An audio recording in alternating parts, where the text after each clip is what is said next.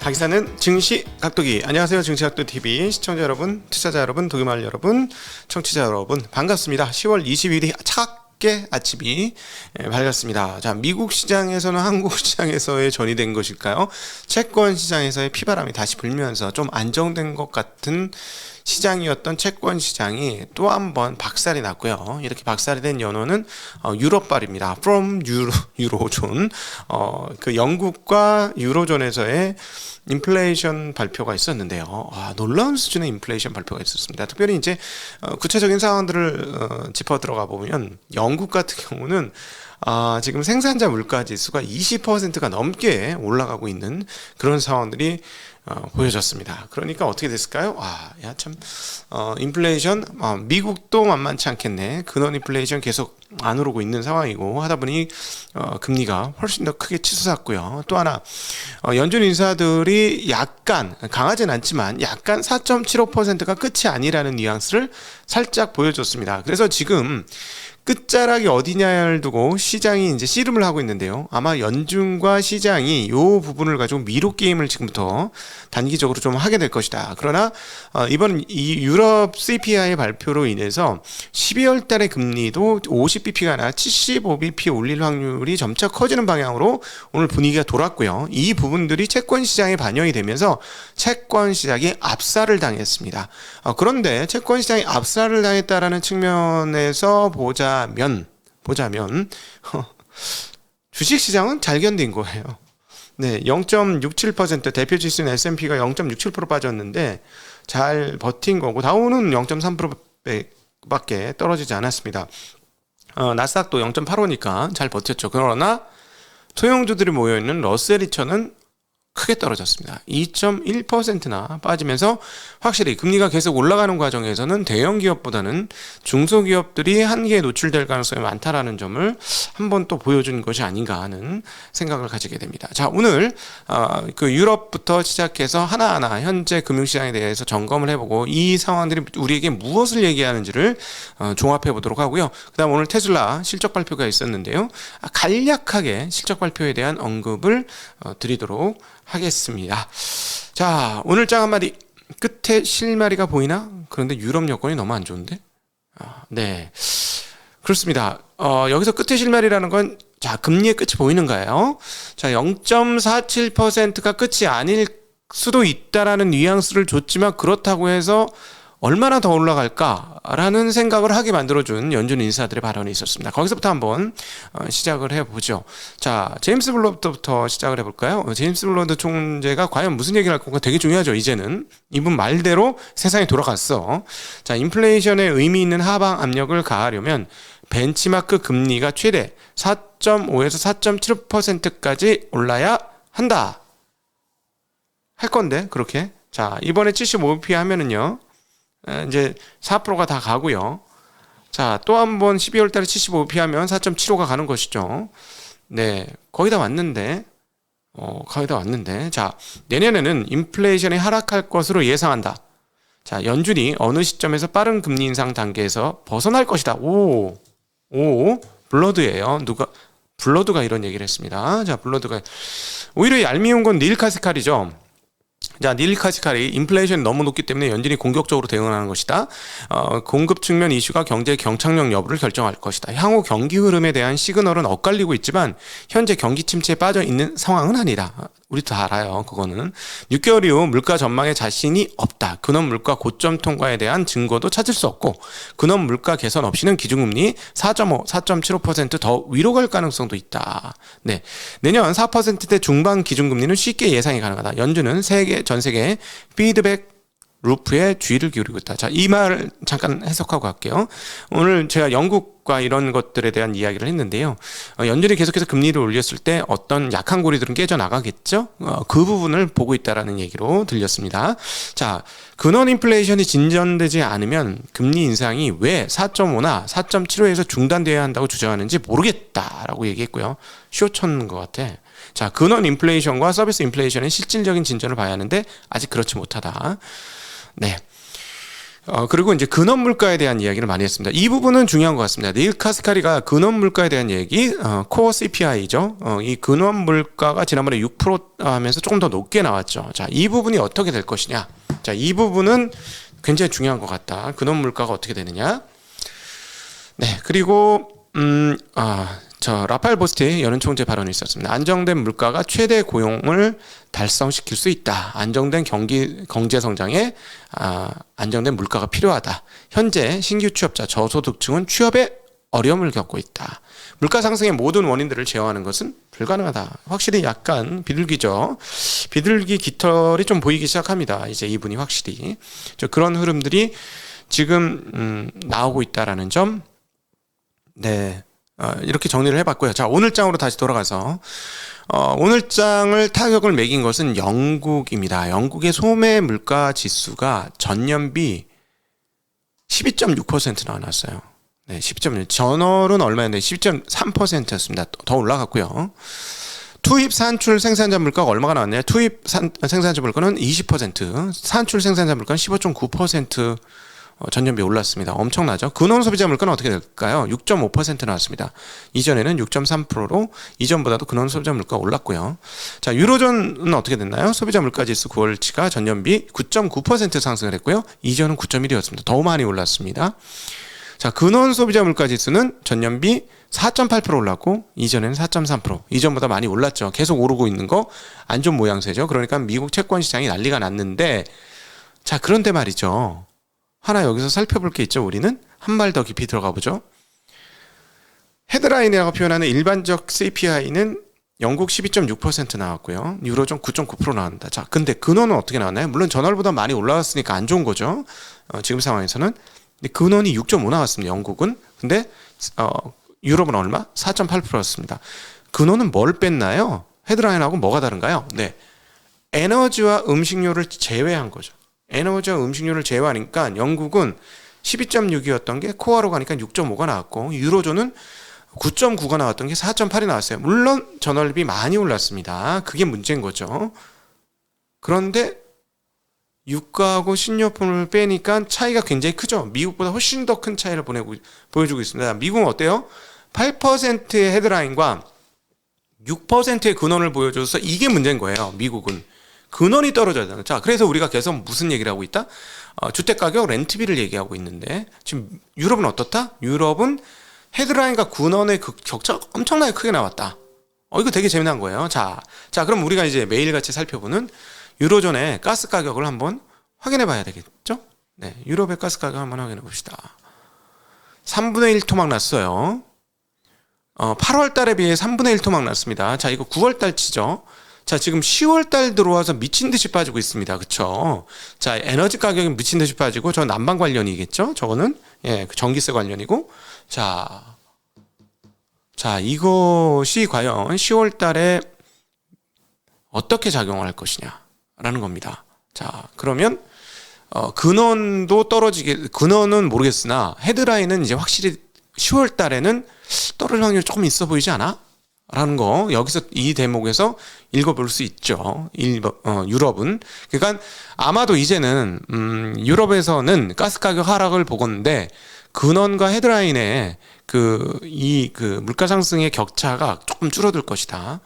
근원은 얼마 떨어질지 모르겠지만 헤드라인은 좀 떨어질 것 같다라는 거 추정할 수 있죠. 자, 전반적으로 지금 유럽과 미국의 가스 가격 흐름들을 한번 살펴보도록 하겠습니다.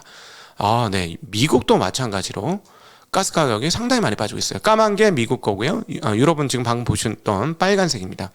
굉장히 빠른 속도로 지금 빠지고 있다는 거 확인할 수가 있고요. 네. 자, 그래서 이 부분들에 대한 고려가 좀 필요하다라는 거고요. 자, 다시 넘어가도록 하겠습니다.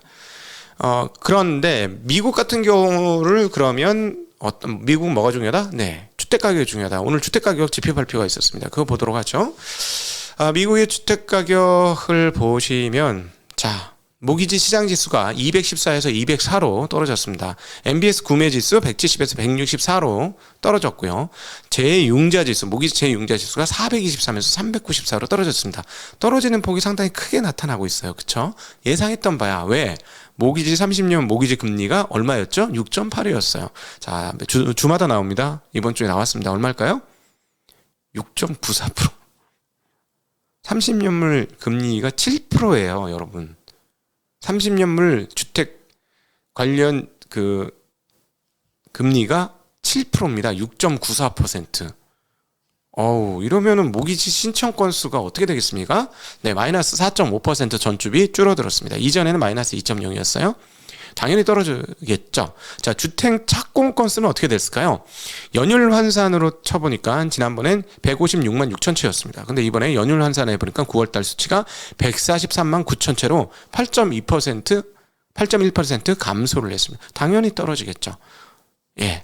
자, 그래서 우리가 추정하는 건 뭐냐면 이제 주택 가격도 전방에서부터 심리부터 확연하게 떨어졌고 실제로 착공 건수까지 이제 줄어드는 상황이고 모기지 금리 미쳤고 자, 주택 가격 떨어질 거야. 근데 렌트비는 시간적으로 지연이 있으니까 내년도에 미국의 렌트 쪽은 떨어질 가능성이 있어 보인다. 내년쯤에는. 내년에 언제가 될지 모르겠어요. 1분기 될지 2분기 될지. 아마 2분기는 유효하겠죠? 이 예상이. 6개월 정도 뒤면은 확연하게 유효할 것 같습니다. 주택가격 떨어진 게 몇 개월 됐으니까. 자, 그러니까 이제 내년도에는 끝을 본다는 거예요. 인플레이션 끝은 내년에 분명히 보인다. 확실히 보인다. 라는 것이고. 자, 여기서 이제 인플레이션 끝은 예상되는데 금리 상승의 끝이 어디냐라는 건데 제임스 블러드 총재께서 4.5에서 4.75% 얘기했는데 지금 두 번 75bp 오르면 그거 가는 거죠.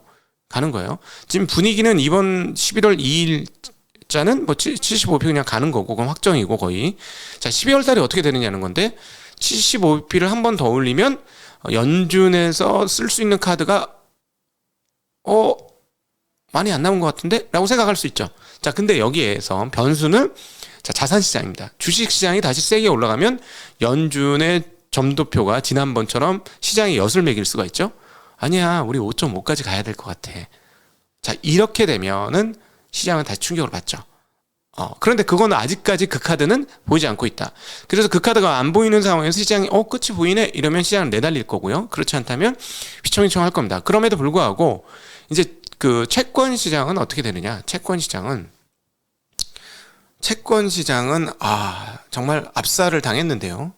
10bp 이상 움직였습니다. 근데 앞서 말씀드린 주택 유럽발 이런 CPI나 이런 것들이 영향을 미쳤는데 그렇다고 해도 미국의 금리가 10bp 이상 볼까요? 10년물이 4.00이었는데 4.138로 무려 13bp가 올랐습니다. 하루에. 자, 2년물은 4.43에서 4.56으로 이것도 13bp나 올랐고요. 30년물은 4.02에서 4.12로 이거는 10bp 올랐습니다. 5년물은 4.22에서 4.35로 이것도 13bp 올랐고요. 자, 3개월물 얘는 이제 뭐 이미 많이 올라 있었기 때문에 3.93에서 4.00. 자, 1년물도 볼게요. 1년물은 4.49에서 4.61로 이것도 12bp 정도가 올랐습니다. 지난번에 저거 있었잖아요. 바이백 해줄까? 바이백? 그저께 말씀드렸죠. 바이백. 바이백. 이건 무슨 얘기죠? 그 바이백 그다음에 그 SLR 이런 것들을 하겠다는 건 뭡니까? 금융권에서 채권을 다 받아주지 못하니 금융권에서 채권을 받아줄 수 있는 기구를 좀 만들어주고 정 안 되면 우리가 나서서 사줄게 재무부가 라는 얘기였다는데 이런 얘기가 나왔다라는 것은 뭐다? 일단 다른 건 다 차치하고 금리를 더 올리려고 하는 준비일 수도 있고 아니면 이제 한계 상황에 도달한 걸 수도 있고 양방으로 해석이 다 가능한데 일단 무엇은 정확하다? 채권의 수급이 뭔가 꼬여있다 라는 건 맞죠. 그건 맞는 것 같아요. 이번에 금리 상승이 이렇게 크게 13bp나 튀는 것으로 전 연물이 다 13bp씩 튀었잖아요. 이거는 뭔가 수급에 조금 문제가 있는 것 같다. 물론 오르긴 오르는 게 맞습니다. 미국의 지금 금리가 4.5에서 4.75가 가니까 오르는 게 맞고요. 그다음 또 하나 이제 여기서 이제 읽어볼 수 있는 거는 이미 채권 시장은 1년물 금리가 얼마라고? 4.61이에요. 4.6이에요. 4.5가 넘었습니다. 자, 그러면 채권 시장은 이번에 75bp, 그 다음 12월에 50bp는 확정적으로 지금 반영하고 있는 겁니다. 물론 채권 시장이 도탄에 빠졌고 패닉에 빠진 것일 수 있죠. 그럴 수는 있으나 어찌되었건 반영하고 있다라는 거. 그리고 연말 기준 4.75%까지도 일부 생각을 하고 있다라는 점, 지금 충분히 생각해 볼 수 있는 대목이다라고 지금 보여집니다. 네. 그런 상황이고요. 그리고 하나, 건축 승인 건수는 좀 늘었습니다. 154만 2천 채에서 156만 4천 채로. 그 다음에 건축 허가 건수도 지난 전월에는 너무 많이 빠졌어요. 마이너스 8.5였는데 허가 건수는 조금 늘어서 1.4%. 이거는 뭐 이렇게 크게 변동하는 거는 뭐가 약간 통계치에 약간 문제가 있는 거 아닌가 하는 생각이 듭니다.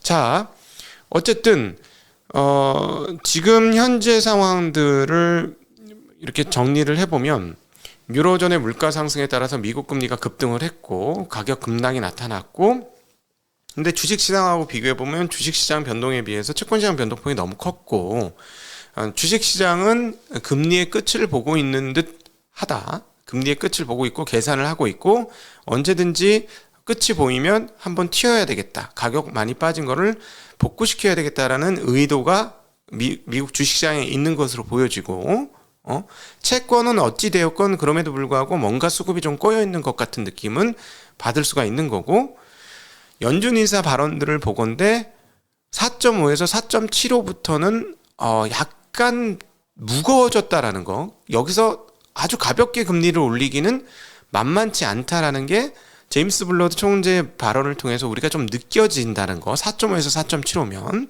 그러니까 이것을 이제부터 시장이 어떻게 해석할 것이냐 라는 것인데, 4.75에서 끝을 보면 시장은 반등을 할 것이고, 연준이 여기서 다시 5자를 앞으로 내세우게 되면 시장은 그 부분은 아직 소화를 못했기 때문에 그 부분에 대한 충격은 한 번 더 남아 있는데, 그게 나올지는 지금 연준 발언에 의하면 잘 모르겠다 정도로 지금 시장 해석을 할 수 있을 것 같습니다. 자, 이제 기업 실적 간단하게 실적, 테슬라 실적이 나왔는데 지금 주당 순이익이 1.05달러 나왔습니다. 예상은 1.03, 0.99 뭐 이렇게 예상이 있었다고 하는데요. 그다음 매출은 21.45 빌리언이 나왔습니다. 예상은 22.5 빌리언이었으니까 1빌리언이 조금 덜 나왔는데 매출은, 그러면서 지금 시간 내에서는 4%의 주가 하락이 나타나고 있습니다. 본장에서는 약간 올라서 222달러로 마감이 되었는데요. 자, 분기별 주당 순이익을 살펴보면 1.05달러예요. 근데 지난 분기는 좀 애매하고 그 전에는 3.22달러였어요. 근데 3배로 분할을 했으니까 3배로 곱해서 계산을 해보면 이번에 3.15가 나왔다는 것이죠. 3.15. 근데 지난번에 급격하게 증가를 했죠. 지난번에 35% 영업이익 증가했는데 그것을 유지하고 있어요. 두 분기 전 거를. 근데 여기에서 이제 테슬라가 언급한 내용이 중요한데요. 제약 원인이 있는데 배터리가 좀 부족하다라는 얘기를 했습니다. 배터리가 좀 부족하다는 얘기를 했고, 요 문제가 풀리게 되면 매출이 증가를 하겠죠. 당연히 매출 증가율이 꽤 나올 것이고, 매출 증가율이 꽤 나온다면 그러면 이 회사는 현재 상황에서는 매출 증가가 이익 증가와 이익률 증가로 연결되어 왔었기 때문에 주당 이익도 증가는 할 수 있을 것으로 보여집니다. 자, 이번에 매출이 보시면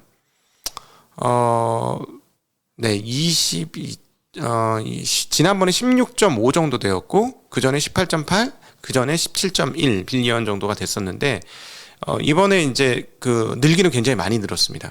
굉장히 많이 늘었고, 다음번에는 한 27? 이 정도로 예상해서 매출 증가율은 상당한데, 이 배터리 부족 문제가 풀리는지 여부가 좀 중요하고요. 어쨌거나 지금의 주당 순이익으로 따져보면 현재 222달러는 주당 순이익의 52배 정도가 되는 수준이 나오죠. 근데 이 회사가 작년에 한창 좋을 때 주당 순이익 증가율이 25에서 35% 사이가 나왔어요. 그래서 만약에 좀 긍정적으로 해석을 해보면 35%가 다시 증가를 해준다고 하면 이 회사의 멀티플은 40배 정도 수준까지 떨어집니다. 40배 정도 수준까지 떨어지는데, 그거는 이제 35%인데 그것을 유지할 수 있을지는 조금 의문이에요. 예, 그건 조금 의문이고요. 그럼에도 불구하고 이제 분기별로만 모든 것을 해석하는 것은 조금 무리가 있어서 연환산을 쳐봐야 되는데, 그런데 이제 40 빼면 금리가 높은 상황에서 낮은 멀티플은 아니다라고 정리는 해볼 수 있을 것 같습니다. 자, ASML이 23년도도 여전히 장비에 대한 수요 초과 상태가 지속될 것으로 밝혔습니다. 결국 이것은 무슨 말이냐면 반도체 영역은 재고 조정만 되어진다면 성장률은 계속된다. 특별히 미세 공정에 대한 성장은 여전히 목마르다라고 정리해 볼 수 있겠습니다. 그러니까 즉 ASML은 수요를 다 충당시켜주지 못하고 있는 공급을 하고 있다. 그것은 ASML이라는 점을 감안해 보면 미세 공정의 성장은 계속해서 진행되고 있다라고 좀 정리를 해볼 수 있을 것 같습니다. 마지막으로 어제하고 거의 비슷한데요. 심리도 한번 살펴보고요. 심리도 살펴보고 그 다음에 이제 11월에 중요한 이벤트가 있습니다. 지금 그 선거가 있는데요. 선거 흐름들 한번 네, 아니구나. 네, 저희가 준비를 좀 잘못했네요. 자, 그러면 자, 여러분들과 함께하는 질의응답으로 넘어가도록 하겠습니다. 긴 시간 함께해 주셔서 진심으로 감사합니다. 안녕.